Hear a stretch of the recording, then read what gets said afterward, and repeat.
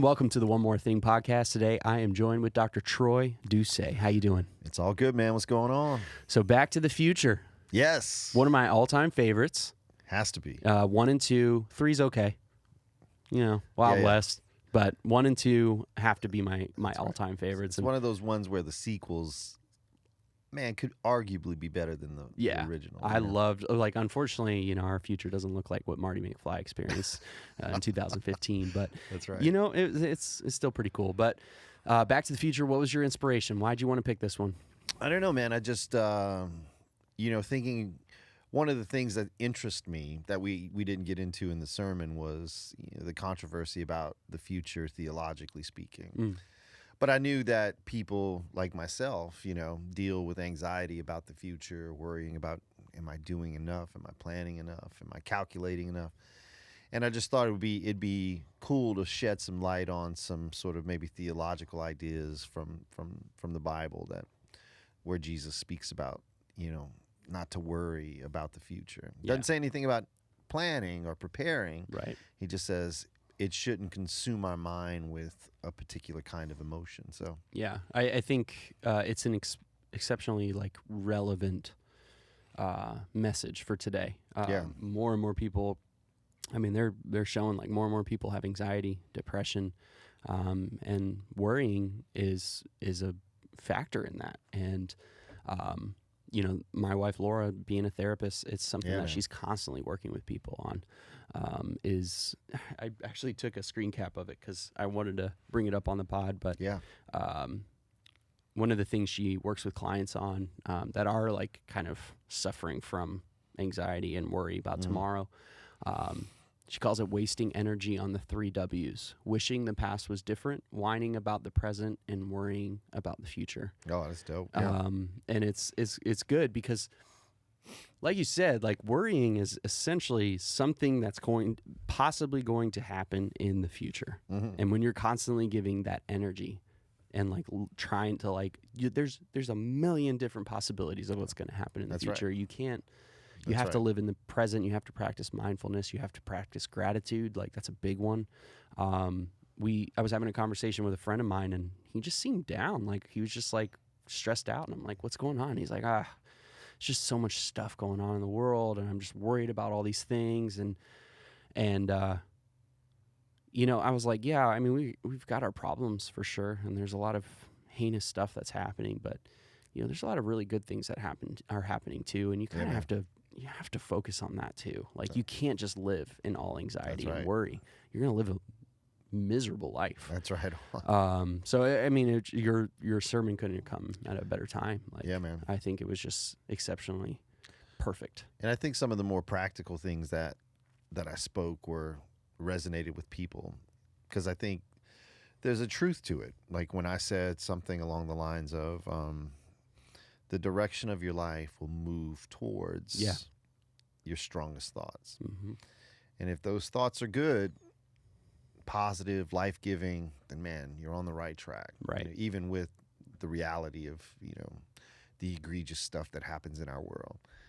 But if your mind is constantly consumed with, which that clinical study we shared, the majority of Americans spend 80% of our time thinking about things that are possible, right, in a negative term. But that's something I didn't have enough time. Speaking of the one more thing, was this really interesting study that Father Richard Rohr, he did it on a podcast with a neuroscientist from Harvard University, and what they showed, I mentioned it in passing, I think in 1030. You did, yeah. Was this idea that when we light up the brain with CAT scans and ask people to begin to think about certain ideas of positivity that they have in their life, that area of the brain will light up, but it's sort of fleeting. It comes and the brain lights up as they think or cogitate on it, how much they're loved, how much they love their family, good things that have happened in their life, promotions, whatever. And as soon as they release that thought, the brain sort of simmers down, it sizzles down. Then they'll say something along the lines of, now think about an emotion that's negative, something that happened that you regret, or something in the future that you find yourself worrying or being anxious about. And that brain will light up, And as soon as the thought is removed or they move on to another topic, the brain remains lit in that state. And the way that that neurologist explained it to Roar was, it's like a Velcro, like it sticks and it takes time to remove. And that's true. I mean, that's true, man. Which is why I think it's hard to forgive people. You know, it's hard to offer like true forgiveness, because it's like ripping Velcro off, man, of that negative situation. And so, you know, the promise is I think a beautiful gesture in what Jesus is offering. And he's like, let tomorrow's problems be enough for it.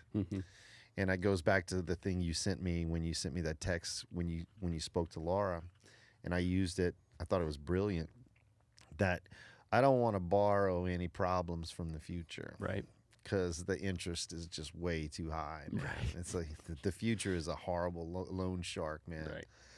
And so I thought that was a brilliant sentiment.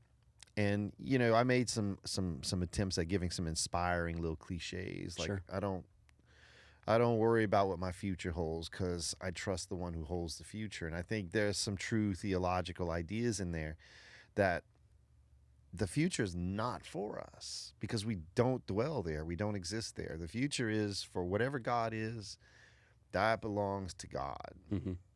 And our trust is that as God goes before us, there's no guarantee of success or rainbows and unicorns. There's just the guarantee that whatever we face, if we focus on today, the enoughness of today, we'll make it through it. Right. And you think about, you know, like mental health issues and the rate of suicide in certain demographics, man. And there has to be a component of it that goes, there's not enough. There's not enough for today. I can't make it through today. And it's a sad thing. Yeah. You know, it's funny. I love the UFC, man. And, you know, one of my favorite up and comers is, you know, Patty the Batty. Yeah, Patty the Batty. And dude, after his win, yeah, he was like, look, I lost one of my best friends. It was heartbreaking. Dude. So the suicide prevention hotline said it had an enormous increase in calls from men calling after Patty's fight. And I go, we just got to be more vocal about it. Yeah. We just got to be more vocal about, you know, what projecting into the future and feeling those feelings of anxiety and deep sort of worry does, not only to like our physical or spiritual nature, but like, what does it do to us cognitively, man? Like, it messes people up. 100%. Fear will paralyze you, man. Yeah. And you feel I can't go on. So, yeah, and I think to just even call back to earlier on in the conversation, like, when I was talking to the friend that was like, you know, I'm just so worried about all these things, and I feel like the world has just gone to crap, and you know, you try to hit him with like, you know, statistically speaking, the world is less violent. Yep. There are less people in poverty. We're advancing and coming up with new technologies to help with illnesses that people were dying of 50 years ago. Like, you know, we are moving in the right direction. That doesn't mean he was like, well, what, am I just supposed to be ignorant to all these things that are happening? I said, absolutely not. I think you should know. But there also has to be a balance of like a recognition, and I quoted Mr. Rogers. Yeah. You know, there was this story that he told. He was watching I can't remember exactly what happened, but it was something. He was sitting with his mom, and something terrible happened, and he was just looking at this tragedy on the TV, and he's just in this sad place. He's like, I just can't believe this happened. I can't. And it's just, he's getting overwhelmed by this feeling, and his mom looks at him and was like, look for the helpers. Yeah. You know, look for the people that are helping, because in any tragedy, there is somebody that's helping. And there's a lot more people helping than that caused it. Yeah. And I thought that was just an amazing sentiment. You know, it's just living that life of gratitude, of like, if you can narrow down your life of gratitude to even as something as minor as turning on your light switch, or the fact that you have a roof over your head, that you have food on your table, like, those are all really amazing things that people 100 years ago weren't guaranteed. That's you right. know? Yeah. So it's just like, as recent, and there are people today that don't have those guarantees. Yep. So it's not that you should ignore what's happening or the potential of future crises, Yeah. but don't live in it. That's right. You know, because it's just as bad as just pretending nothing bad is going on either. That's right. But just being mindful of the present and where you are, and grateful for the life that you have. Yeah. Even through your suffering. I think that's an awesome way to say it, man. Because when you read the verse we use, where Jesus begins with, "You can't serve two masters." Right. You'll grow to love one more than the other. And then he qualifies that by saying you can't serve God and mammon. And I tried to point out, a lot of translations say money, it says wealth. And I think it does a disservice, because money's not evil, right? Money's not a bad thing. In fact, it's a necessary thing. Regardless of who invented it or who gives it value, that is part of our reality. And so the way I interpreted that verse was, Jesus is saying you can't live in two realities. And based on what you said, I would say you can't live in half of one either. Exactly. And we have to be fully cognizant of what is real, the good and the bad. And if we take a measuring of what that is, then most of our lives, by comparison, are way better than the lives of even our grandparents or great-grandparents. And that's why I brought in the story of Cade at the end, was to say, we touch on horrors and things that happen in our world that we find, despicable, whatever. And I go, here's a kid who has, cerebral palsy. Yeah. But yet walks and talks with so much joy, because I think he's settled in his own mind his reality. Right. Like, this is real. But I'm not going to live in half a reality as well. I'm going to look at the good. And dude, that's what an inspiring kid.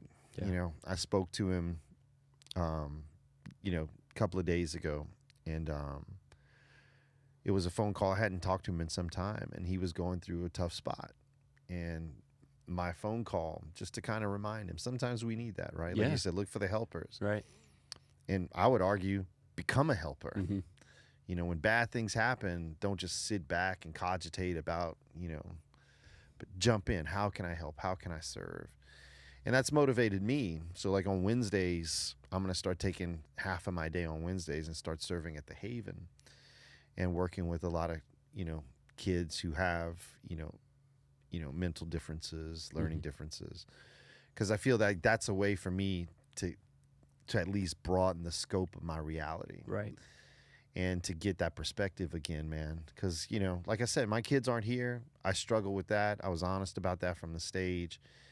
And when I thought about it, prayed about it, meditated on it, I really felt like that was what God was showing me. Like, get back in and serve and help this perspective. Yeah.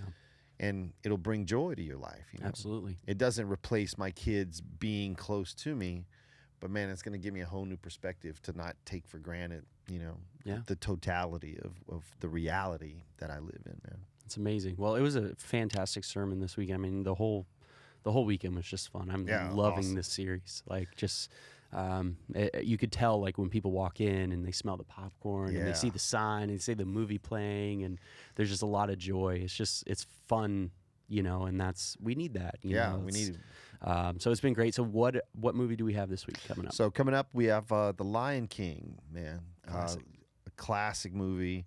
And not the new version. We're using the original cartoon, the animated version. Yeah. And it's all about, not running from what God's called you to not only to do, but not running from most importantly, what God's called you to be. And so it's going to be awesome. I'm excited, man. Can't wait. Anything else for the one more thing? No, man. All right. It's all good. Well, thanks for being on, man.